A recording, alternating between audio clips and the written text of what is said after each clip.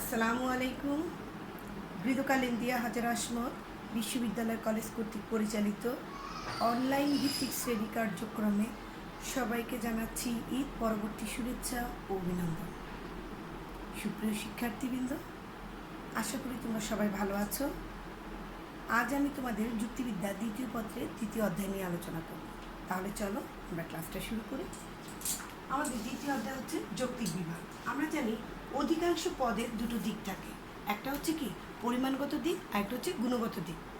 পরিমাণগত দিক নিয়ে আলোচনা করে কি যৌক্তিক বিভাগ, আর গুণগত দিক নিয়ে আলোচনা করে যৌক্তিক সংজ্ঞা।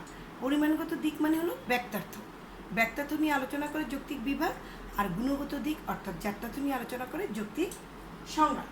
আমরা তাহলে দেখলাম যে যৌক্তিক বিভাগ আলোচনা করা হচ্ছে কি ব্যক্তার্থ নিয়ে,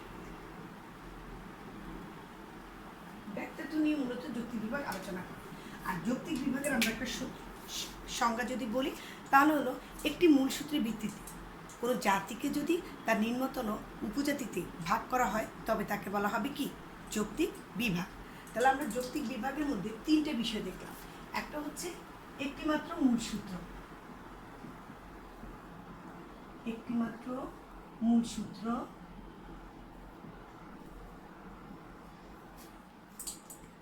শ্রেণীবাচক, একটি শ্রেণীবাচক পদ, একটি শ্রেণীবাচক পদ। আর একটা বিষয় হচ্ছে নিম্নতম উপজাতি।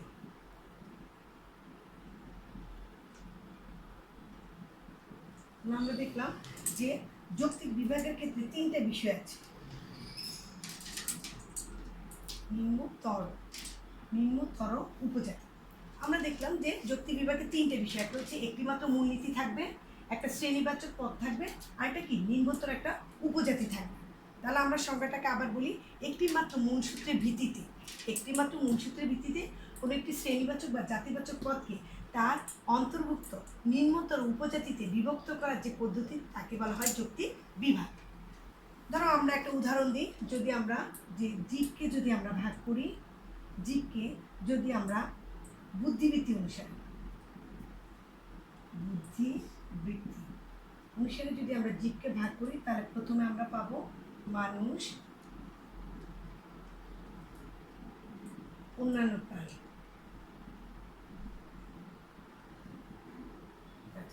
এখন দেখো এই বুদ্ধিবৃত্তিটা কি, বুদ্ধিবৃত্তিটা হচ্ছে আমাদের মূল সূত্র, যে আমরা বলেছি একটিমাত্র মূল সূত্র। তাহলে এটা হচ্ছে কি মূল সূত্র বা মূল নীতি, যেটাই বলো একটিমাত্র মূল সূত্র বলা যায়, অথবা এটাকে মূল নীতিও বলা যায়। জীব, এই জীবটা হচ্ছে কি একটি শ্রেণীবাচক পদ, আর এটাকে আমরা বলবো বিভাজ্য জাতি। শ্রেণীবাচক পদটাকে আমরা বলবো কি, এটা হলো বিভাজ্য জাতি। বিভাজ্য জাতি কাকে বলে, যে জাতিটাকে ভাগ করা হয়, যাকে ভাগ করা হয় তার নাম বিভাজ্য জাতি। আর এটাকে আমরা বলবো যে বিভক্ত উপজাতি, বিভক্ত উপজাতি। তাহলে তোমরা দেখো যে এই আমরা তিনটা জিনিস কিন্তু পেয়েছি, একটিমাত্র মূল সূত্র পেয়েছি, একটি শ্রেণীবাচক পদ, এই শ্রেণীবাচক পদটা কি বিভাজ্য জাতি, যাকে ভাগ করা হবে, নিম্নতর উপজাতি মানে কি বিভক্ত উপজাতি। এই কথাগুলো কিন্তু আমরা ঘুরে ফিরে যৌক্তিক বিভাগের মধ্যে আলোচনা করব। তাই তোমাদের বিভাজ্য জাতি জিনিসটা কি, বিভক্ত উপজাতি জিনিসটা কি, মূল সূত্র জিনিসটা কি, এই বিষয়টা জানা খুবই জরুরি। তাহলে আমরা বুঝলাম যে যৌক্তিক বিভাগ হচ্ছে একটিমাত্র মূল সূত্রের ভিত্তিতে কোনো একটি শ্রেণীবাচক পদকে যদি তার নিম্নতর উপজাতিতে ভাগ করা হয় তবে তাকে যৌক্তিক বিভাগ বলে। এবার আসো যৌক্তিক বিভাগের কতগুলো নিয়ম নিয়ে আলোচনা করবো। আমরা জানি যৌক্তিক বিভাগের নিয়ম হচ্ছে 6টি। তাহলে চলো আমরা এক এক করে আলোচনা করি।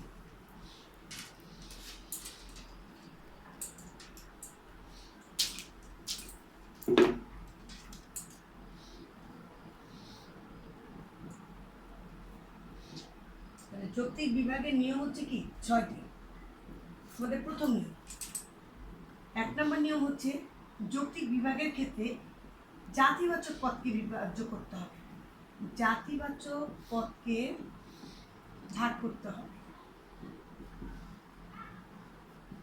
জাতিবাচক পদকে ভাগ করতে হবে, ব্যক্তি বা বস্তুকে নয়, ব্যক্তি বা বস্তুকে নয়। তাহলে যা ভাগ করবো আমরা সেটা জাতিবাচক পদকে করব, কিন্তু কোনো ব্যক্তি বা বস্তুকে ভাগ করা যাবে না। তাহলে জাতিবাচক পদকে আমরা যদি ভাগ করি, তাহলে আমরা মানুষকে ধরো ভাগ করলাম, যে মানুষকে যদি আমরা শিক্ষার ভিত্তিতে ভাগ করি, তাহলে আমাদের মূলনীতি থাকতে হবে। কিসের ভিত্তিতে আমরা ভাগ করবো? আমাদের মূলনীতি হচ্ছে কি? শিক্ষার ভিত্তিতে যদি আমরা মানুষকে ভাগ করি, তাহলে কি পাবো? যে শিক্ষিত মানুষ,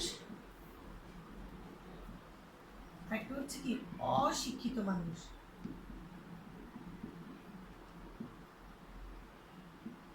তাহলে আমরা এখানে বললাম যে একটি জাতিবাচক পদকে ভাগ করতে হবে। যৌক্তিক বিভাগের ক্ষেত্রে জাতিবাচক পদকে ভাগ করতে হবে। তাহলে আমরা মানুষ একটা জাতি, মানুষকে ভাগ করেছি, কোনো ব্যক্তি বা বস্তুকে ভাগ করা যাবে না।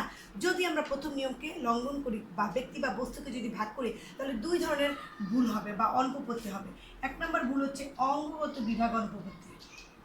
অঙ্গগত বিভাগ অনুপপত্তি। অঙ্গগত বিভাগ অনুপপত্তি কাকে বলে?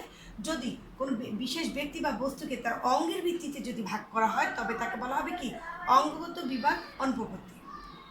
যেমন আমরা যদি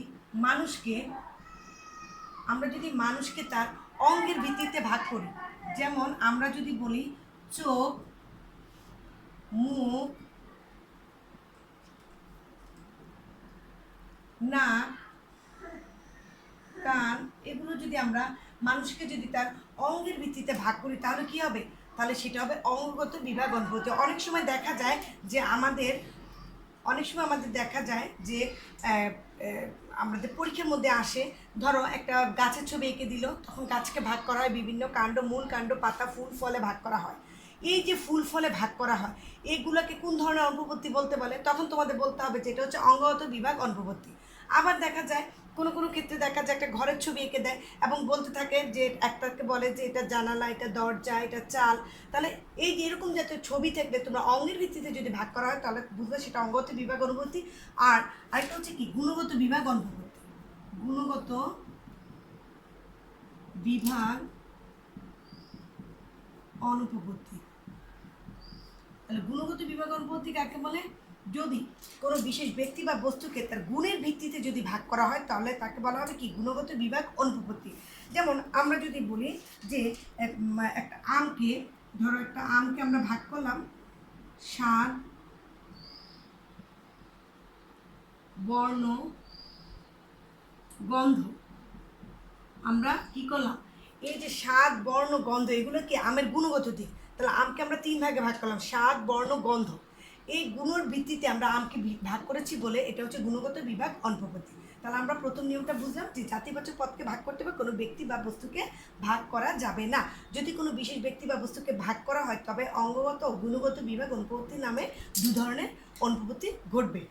এবার আমরা আসো দ্বিতীয় নিয়মে যাব। তাহলে দেখা যায় আমাদের দ্বিতীয় নিয়মটা হচ্ছে যৌক্তিক বিভাগে সবসময় সর্বদা একটি মাত্র মূলনীতি অনুসরণ করতে হবে। একটি মাত্র মূলনীতি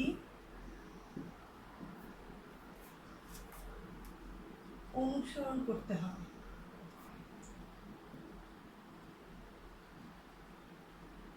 তাহলে আমরা কি বললাম? যে যৌক্তিক বিভাগে সবসময় একটা মাত্র মূলনীতি অনুসরণ করতে হবে। ধরো আমরা মানুষকে যদি একটা মূলনীতি, যেমন শিক্ষা, মানুষকে যদি আমরা শিক্ষা বা আমরা সততা দিই, আমরা শিক্ষা হয়তো বা দিয়েছি আগে। এবার আসো আমরা সততার ভিত্তিতে যদি মানুষকে ভাগ করি, এটা আমাদের মূলনীতি। আমাদের মূলনীতি কি? সততা। তাহলে আমরা কি পেলাম? যে একটা পেলাম সৎ মানুষ, আরেকটা পেলাম কি? আমরা অসৎ মানুষ। তাহলে আমরা কি বললাম? যে আমাদের দ্বিতীয় নিয়মটা হচ্ছে সর্বদা একটি মাত্র মূলনীতি অনুসরণ করতে হবে। এখানে আমরা একটা মাত্র মূলনীতি অনুসরণ করেছি, সেটা হচ্ছে সততা মূলনীতি অনুসরণ করে আমরা মানুষকে দুভাগে ভাগ করেছি। একটা হচ্ছে সৎ মানুষ, একটা হচ্ছে কি? অসৎ মানুষ।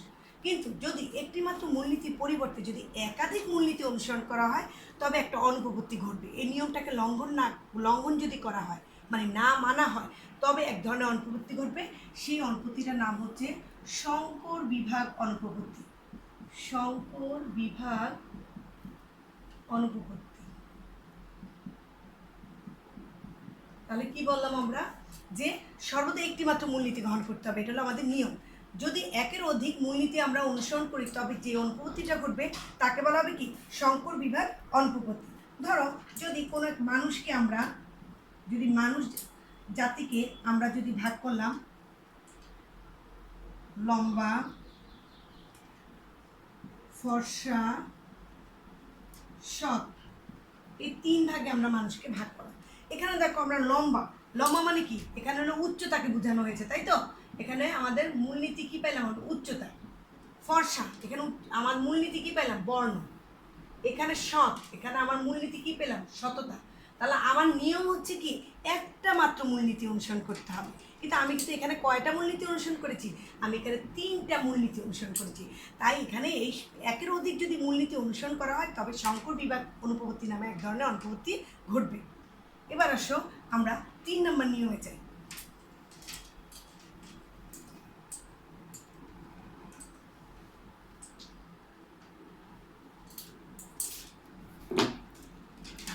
আমাদের 3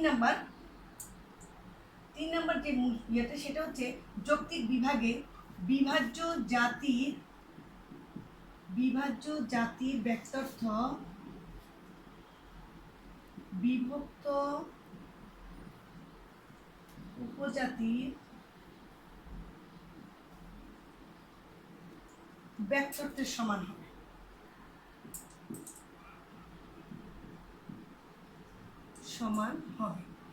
তাহলে আমরা বিষয়টা উদাহরণ দিই, তাহলে আর বুঝতে সুবিধা হবে।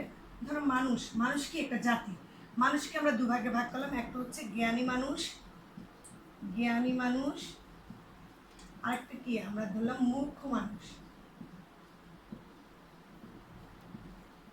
মানুষকে আমরা দুভাগে ভাগ করলাম, জ্ঞানী আর একটা হলো কি মূর্খ। আমাকে বলা হচ্ছে বিভাজ্য জাতির ব্যক্তার্থ, তাহলে বিভাজ্য জাতি কোনটা, আমরা কিন্তু এটা বারবারই দেখিয়ে দিচ্ছি যে মানুষটা হচ্ছে কি বিভাজ্য জাতি। আর এগুলা কি, এই ভাগ করাটা হচ্ছে বিভক্ত উপজাতি। তাহলে আমাদের বারবার বলা হয়েছে যে বিভাজ্য জাতির ব্যক্তার্থ, এই বিভাজ্য জাতি মানে কি, ব্যক্তার্থ মানে কি পরিমাণ, এই মানুষের পরিমাণটা কি হবে, এই জ্ঞানী মানুষ আর মূর্খ মানুষকে যদি এক করা হয় তাহলে এটার ব্যক্তার্থ, এটার পরিমাণ যা হবে এই মানুষের পরিমাণ সমান হতে হবে। তাহলে আমরা যদি সব মানুষকে 2 ভাগে ভাগ করি, যে জ্ঞানী মানুষ মূর্খ মানুষ, তাহলে আমরা দেখবা এদেরকে যদি আবার আমরা সবাই মিলে একসাথে করি তাহলে এই মানুষের পরিমাণটা একরকম হয়ে যাবে। তাহলে এই দুইটার পরিমাণ আর এইটার পরিমাণ এক হতে হবে। যদি আমরা এই 3য় নিয়মটা লঙ্ঘন করি তবে আমাদের কি হবে, 2 ধরনের অনুপপত্তি ঘটবে। একটা নাম হচ্ছে অব্যাপক বিভাগ অনুপপত্তি। অব্যাপক বললে কিন্তু তোমাদের মাথায় চলে আসার কথা যে এটা হলো কম ব্যাপক। অব্যাপক মানে হচ্ছে কি কম ব্যাপক। যেমন আমরা জানি যে ত্রিভুজ, এই ত্রিভুজকে যদি আমরা বাহুর ভিত্তিতে ভাগ করি, বাহুর ভিত্তিতে ভাগ করলে ত্রিভুজকে আমরা 2 ভাগে ভাগ করলাম। ধরো সমবাহু ত্রিভুজ, আরেকটা পেলাম আমরা সমদ্বিবাহু ত্রিভুজ।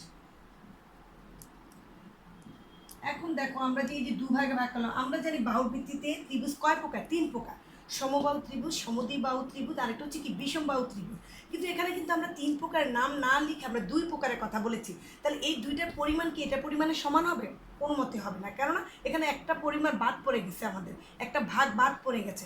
এই যে কম হবে, যদি বিভাজ্য জাতির ব্যক্তার্থ বিভক্ত উপজাতির ব্যক্তার্থের সমান না হয়ে যদি কম হয় তবে যে অনুপপত্তিটা হবে তাকে বলা হবে কি অব্যাপক বিভাগ অনুপপত্তি। এরপর আরেকটা আসছে যে অতি ব্যাপক বিভাগ অনুপপত্তি। অতি ব্যাপক বিভাগ অনুপপত্তি, অতি ব্যাপক বললো তোমরা বুঝো, অতি ব্যাপক জিনিসটা কি অনেক বেশি। তাহলে আমরা যদি ধরো মানুষকে যদি মহাদেশ ভিত্তিকভাবে ভাগ করি তাহলে আমরা কি পেলাম, যে এশিয়াবাসী, ধরো এশিয়াবাসী, ইউরোপবাসী, আমি আর বাসী লিখছি না, ইউরোপবাসী, তারপরে আসো আফ্রিকাবাসী,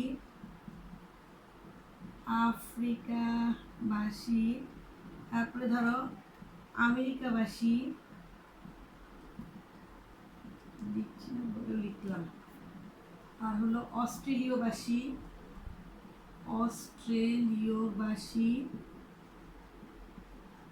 তারপরে আমরা আরেকটা ভাগ করলাম যে বন মানুষ।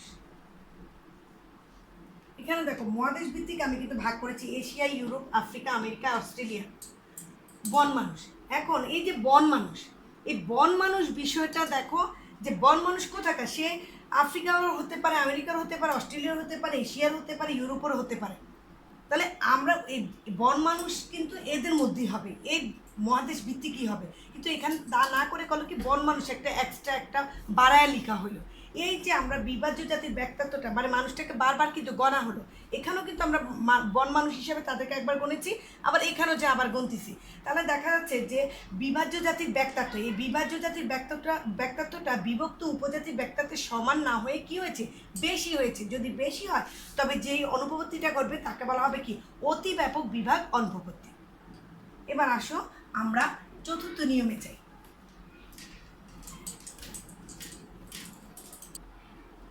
আচ্ছা, আমাদের চতুর্থ নিয়মটা হচ্ছে বিভাজ্য উপজাতিগুলো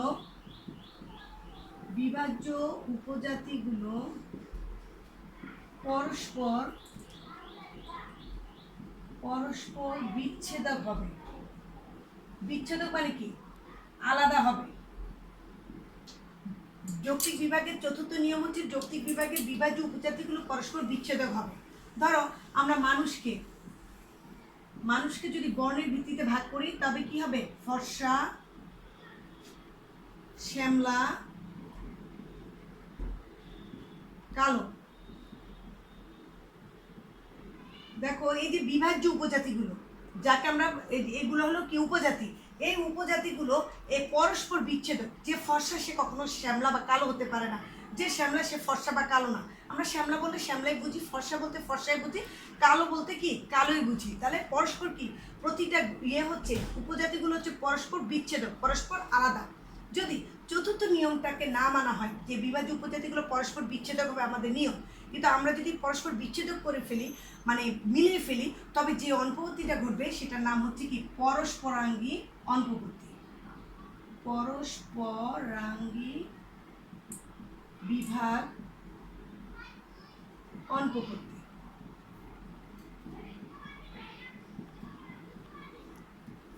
তাহলে আমরা কি পেলাম, যে পরস্পর বিভাগ অনুপপত্তির ক্ষেত্রে হলো কি, যে বিভাজ্য উপজাতিগুলোকে আমাদের বলা হচ্ছে পরস্পর বিচ্ছেদক হতে হবে। কিন্তু বিচ্ছেদক না হয়ে যদি পরস্পর মিলে যায় তবে যে অনুপপত্তিটা ঘটবে সে তার নাম হচ্ছে পরস্পরাঙ্গী বিভাগ অনুপপত্তি। ধরো আমরা মানুষকে যদি ভদ্র, লম্বা, সুখী, এই তিন ভাগে যদি আমরা মানুষকে ভাগ করি তবে দেখা যাবে যে যে ব্যক্তি ভদ্র সে লম্বাও হতে পারে, সে আবার সুখীও হতে পারে, আবার সুখী নাও হতে পারে। মানে একটার সাথে একটা কিন্তু মিলিয়ে যাচ্ছে। আমাকে বলেছে যে এই বিভাজ্য উপজাতিগুলো যাতে মিলে না যায়, পরস্পর যাতে আলাদা হয়। কিন্তু আমরা দেখো মানুষকে যদি এইভাবে ভাগ করি তাহলে কিন্তু এগুলো মিলে যাচ্ছে। যে ভদ্র সে লম্বা হতে পারে, সে সুখী হতে পারে, আবার যে লম্বা সে ভদ্র নাও হতে পারে কিন্তু সে সুখী হতে পারে। এরকম আর কি বিষয়টা, যে মিলে যায়। এইরকম করে যদি আমরা ভাগ করি তাহলে সেই ভাগটাকে বলা হবে পরস্পরাঙ্গী বিভাগ অনুপপত্তি। এবার আসো আমরা 5 নম্বর নিয়মে চলে যাই। 5 নম্বরটা হচ্ছে বিভাজ্য জাতির নাম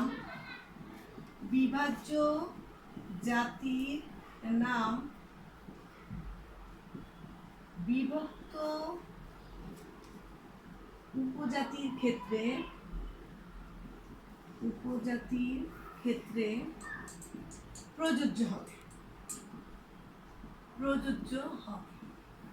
বিষয়টা আমরা একটা উদাহরণ দিই তাহলে বুঝতে সুবিধা হবে।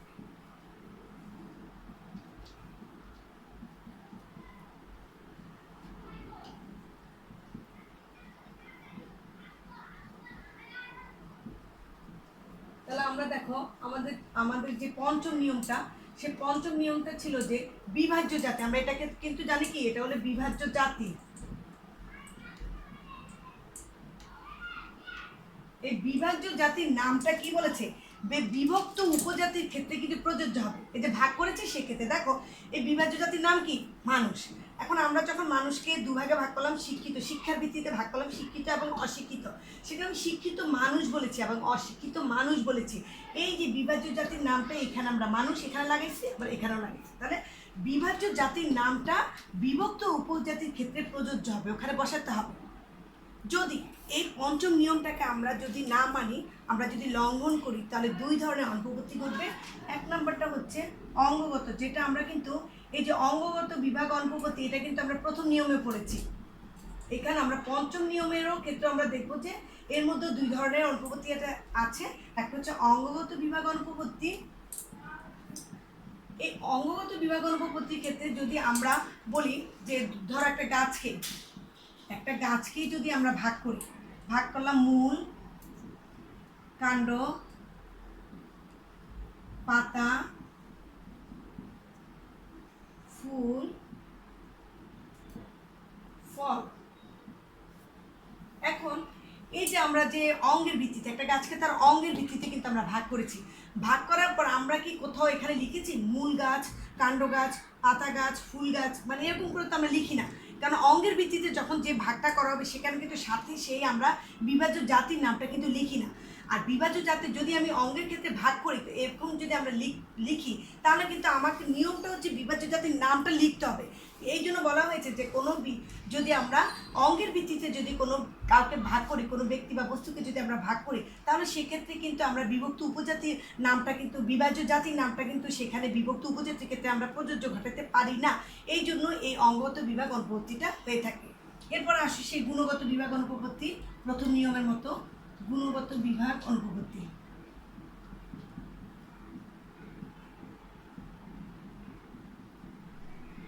দেখো গুণগত বিভাগ অনুপপত্তির ক্ষেত্রে আমরা একটা মানুষকে যদি আমরা সততা তার গুণের ভিত্তিতে যদি ভাগ করি, বিদ্যা,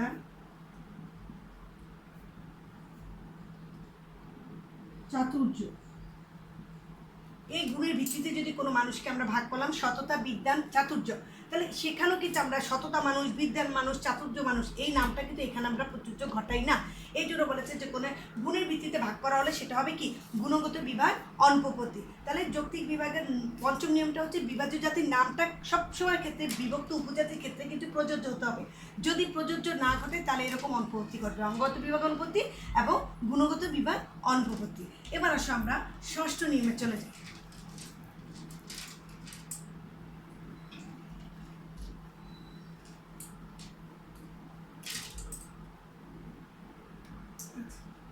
আমাদের ষষ্ঠ নিয়মটা কি হয় দেখি আমরা।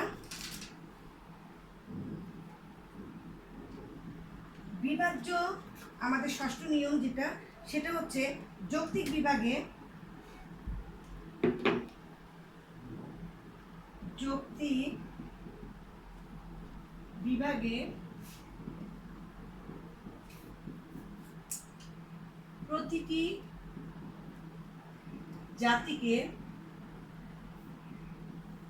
প্রতিটি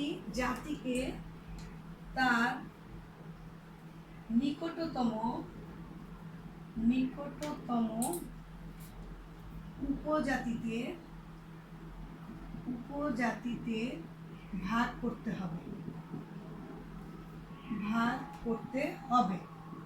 তাহলে আমার 6 নম্বর নিয়মটা হচ্ছে যৌক্তিক বিভাগের প্রতিটি জাতিকে তার নিকটতম উপজাতিকে ভাগ করতে হবে, কিন্তু কোনো ক্ষেত্রে মধ্যবর্তী অবস্থানকে বাদ দিয়ে নয়। মধ্যবর্তী অবস্থানকে বাদ দিয়ে নয়।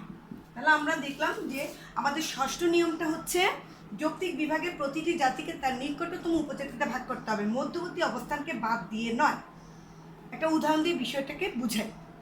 ধরো আমরা জীবকে যদি আমরা ভাগ করি, প্রথমে কি করেছিলাম মানুষ, তারপর আরেকটা ভাগ করেছি আমরা অন্যান্য প্রাণী। তারপর আমরা কি করলাম মানুষকে আবার ভাগ করেছি, একটা হচ্ছে সৎ মানুষ,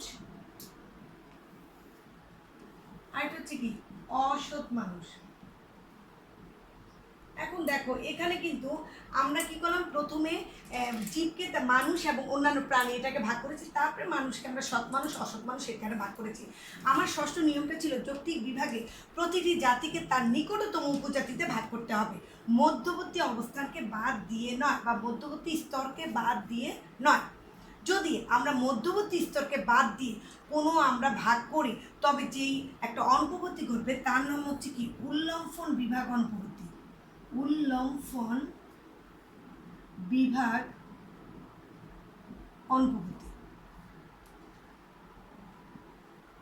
উল্লম্ফন বিভাগ অনুপপত্তি, এই অনুপপত্তিটা হচ্ছে কি বললাম যে মধ্যবর্তী স্তরকে বাদ দিয়ে যদি কোনো ভাগ করা হয়, তাহলে যে অনুপপত্তিটা করবে তাকে বলা হবে কি উল্লম্ফন বিভাগ অনুপপত্তি।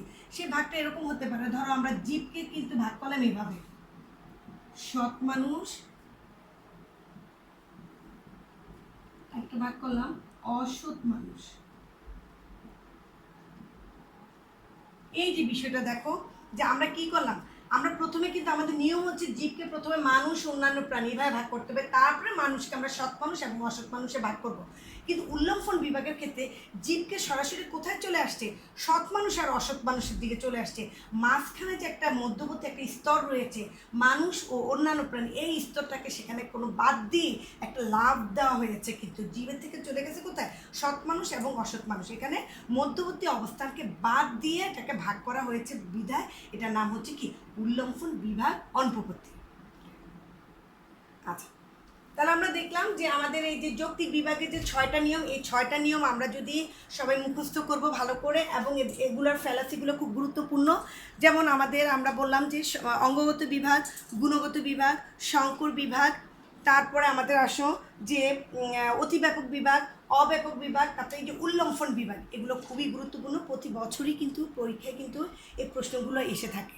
তাহলে তোমরা কিন্তু সবাই মনোযোগ সহকারে এই নিয়মগুলো মুখস্থ করবা এবং এই অনুপপত্তিগুলোকে ভালোভাবে পড়বা। আজ ক্লাসটা এখানে শেষ করছি। তোমরা সবাই ভালো থাকো, সুস্থ থাকো, নিরাপদে থাকো। আল্লাহ হাফিজ।